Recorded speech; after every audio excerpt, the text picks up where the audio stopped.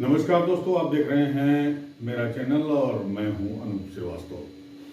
दोस्तों, आखिरकार हमारी खबर पर मुहर लग गई। जी हां, आपको बता दूं, लेटेस्ट न्यूज़ ये है कि आम आदमी पार्टी और कांग्रेस के बीच दिल्ली में सीटों को लेकर, सभी 7 सीटों को लेकर समझौता हो गया है।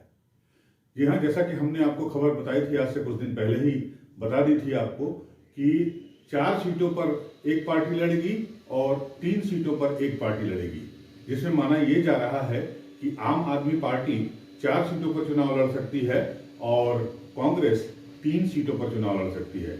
लेकिन 4-3 के इस फार्मूले पर सहमति हो गई है।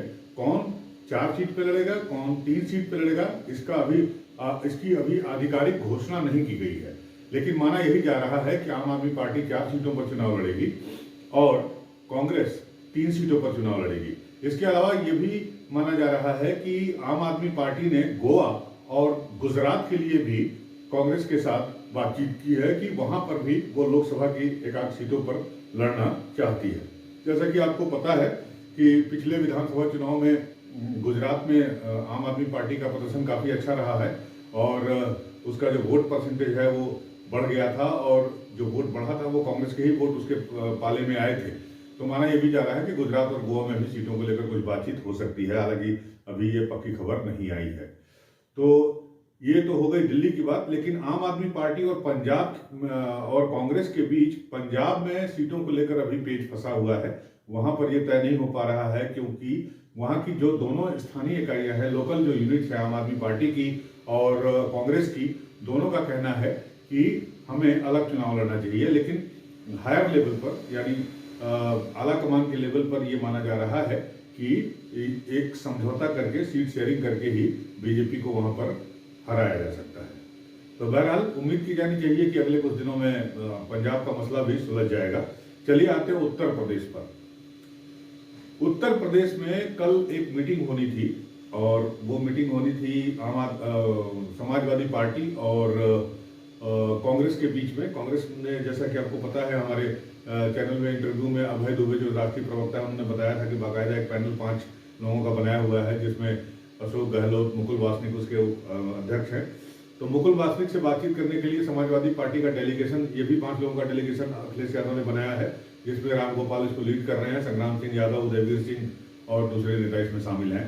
तो ये लोग कल दिल्ली गए थे, लेकिन कल इनकी मीटिंग नहीं हो पाई क्योंकि बताया गया कि मुकुल वासनिक जो है वो बिजी हैं और अविनाश पांडे जो कांग्रेस के प्रभारी हैं उत्तर प्रदेश के, वो भी बिजी हैं।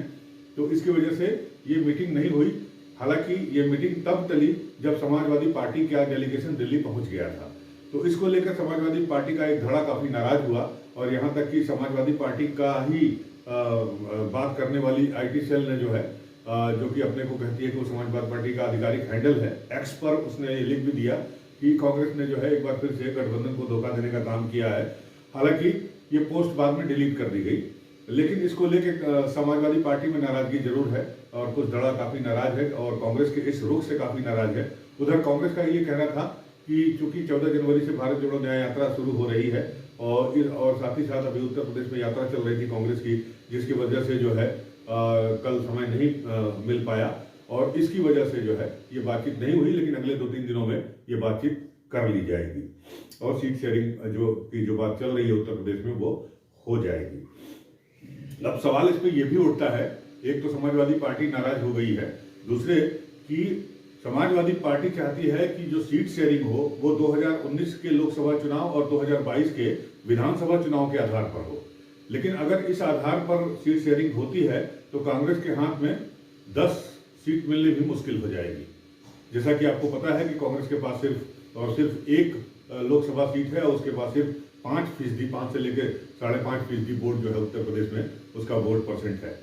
तो ऐसी स्थिति में कांग्रेस के हाथ में सिफर हाथ आएगा, कुछ नहीं मिलेगा उसे। तो कांग्रेस जो है वो नहीं चाह रही है कि 2019 या 2022 के विधानसभा चुनाव के आधार पर सीट शेयरिंग की बात हो।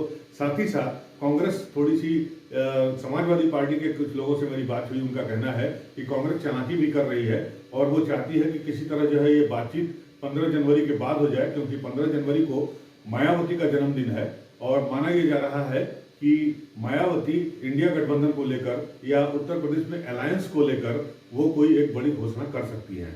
15 जनवरी उनका जन्मदिन है मायावती का, और कांग्रेस उसका इंतजार कर रही है। और कांग्रेस ये चाहती है कि अब जो समाजवादी पार्टी के साथ उत्तर प्रदेश में सीट शेयरिंग की बातचीत हो वो 15 जनवरी के बाद हो, पहले मायावती का रुख देख ले, क्योंकि माना यह जा रहा है कि शुरू से ही कांग्रेस मायावती को उत्तर प्रदेश में गठबंधन में शामिल करने की इच्छुक है। हालांकि अखिलेश यादव ये नहीं चाहते हैं, ऐसा कहा गया है, क्योंकि अखिलेश यादव से इस बारे में पूछे जाने पर इन्होंने उसका कोई साफ साफ उत्तर कभी नहीं दिया। तो बहरहाल देखते हैं क्या होता है, 15 जनवरी को क्या होता है। इसके बारे में एक वीडियो हमने आपको ऑलरेडी डाला हुआ है अपने चैनल पर, अगर आपने अभी नहीं देखा तो उसको देख लीजिएगा। और कांग्रेस का इंतजार उसके फेवर में कुछ जाता है नहीं जाता है, मायावती कोई ऐलान करती हैं नहीं करती हैं, ये देखने वाली बात होगी। और क्या समाजवादी पार्टी का रुख जो है वो ऐसा ही बना रहेगा 15 जनवरी के बाद भी, ये भी देखने वाली बात होगी। सीट शेयरिंग में कितनी सफल हो पाती है बार्गेन करने में कांग्रेस समाजवादी पार्टी से, ये भी देखने वाली बात होगी। इस बीच आपको गठबंधन को लेकर एक बड़ी खबर है, वो मैं आपको बता देता हूं कि आज जो है गठबंधन के, इंडिया गठबंधन के जो बड़े नेता हैं वो एक मीटिंग करने जा रहे हैं। तकरीबन 11:30-12 बजे इनकी मीटिंग होगी। ये मीटिंग वर्चुअल होगी और इस मीटिंग में जो है सारे लोग जूम मीटिंग करेंगे, आपस में बातचीत करेंगे। 2 चीजें इस पर तय होने की संभावना बताई जा रही है। उसके पहले मैं आपको बता दूं कि इस मीटिंग में सारे बड़े नेता तो शामिल होंगे, लेकिन ममता बनर्जी नहीं शामिल होंगी, क्योंकि ममता बनर्जी का कहना है, या टीएमसी के स्पोक्स पर्सन का कहना है कि इस मीटिंग की सूचना उन्हें कल शाम को मिली और आज का ममता बनर्जी का कार्यक्रम बिल्कुल तय था, पहले से शेड्यूल था, इसलिए वो इस मीटिंग में भाग लेने में असमर्थ है। हालांकि इसको लेकर तरह तरह की बातें सोशल मीडिया पे चल रही थी, लेकिन इसका क्लियरेंस हो गया है, इसका स्पष्टीकरण आ गया है टीएमसी की तरफ से कि ममता बनर्जी का कुछ पहले से भी प्री शेड्यूल जो है उनके कार्यक्रम है, जिसकी वजह से वो शामिल नहीं हो पा रही हैं। तो आज जितने बड़े नेता हैं, इसमें शरद पवार हैं और जो भी लालू यादव हैं, नीतीश कुमार हैं, ये सारे लोग बैठेंगे। जो भी जिन लोगों ने मेहनत की है इस गठबंधन को खड़ा करने में, वो सारे लोग एक साथ बैठेंगे। और माना यह जा रहा है कि 2 चीजें इसमें फाइनल हो सकती है। एक तो सीट शेयरिंग पे जो कहीं भी तनातनी है या किसी बात को लेकर जिच है, उस पर सहमति बनेगी। और सीट शेयरिंग का काम पूरा करने में मुझे लगता है कि अब कोई डेट वेट भी डिक्लेयर हो जाएगी कि इस तारीख तक जो है इस डेट तक जो है सीट शेयरिंग की बात कंप्लीट हो जाए, सीट शेयरिंग का मसला सुलझ जाए। आपको पता है कि इसके पहले 31 दिसंबर की डेट दी गई थी, लेकिन तब तक ऐसा कुछ नहीं हो पाया है। तो उम्मीद ये की जानी चाहिए कि सीट शेयरिंग की जो जिच है वो खत्म हो जाएगी, जो गतिरोध है वो सुलझ जाएगा और मसला मुद्दा हल कर लिया जाएगा। और साथ ही साथ दूसरी बात ये कही जा रही है इस मीटिंग में कि इस मीटिंग में एक कन्वीनर के नाम का भी ऐलान हो जाएगा, और वो कन्वीनर हो सकते हैं बिहार के मुख्यमंत्री नीतीश कुमार, जैसी की चर्चा शुरू से चल रही है, जैसी की चर्चा हमने अपने चैनल पर भी की है। और जो खबरें छनकर आ रही हैं इंडिया गठबंधन के नेताओं की तरफ से या इंडिया गठबंधन के सूत्रों की तरफ से, तो ये माना जा रहा है कि नीतीश कुमार के नाम पर सहमति बन गई है। तो नीतीश जी के बारे में भी एक वीडियो हम बनाएंगे, आपको दिखाएंगे, डालेंगे इस चैनल पे, अपने चैनल पे। तो ये बड़ी खबरें हैं और हमारी नजर बनी रहेगी इंडिया गठबंधन के इस मीटिंग पर और नीतीश कुमार के नाम पर कि उनको संयोजक बनाते हैं क्या नहीं बनाते, उनके नाम का ऐलान किया जाता है कि नहीं किया जाता है। लेकिन उम्मीद पूरी है कि की जाएगी, आज उनके नाम का ऐलान कर दिया जाएगा। तो इस वीडियो में इतना ही। उम्मीद करता हूं कि जो गठबंधन से संबंधित खबरें हैं वो मैंने आप तक पहुंचा दी हैं। अगर आपको हमारा वीडियो अच्छा लगा हो तो हमारे चैनल को लाइक करिएगा जरूर, सब्सक्राइब करिएगा जरूर। मिलते हैं आपसे अगले वीडियो में शाम तक, तब तक के लिए नमस्कार।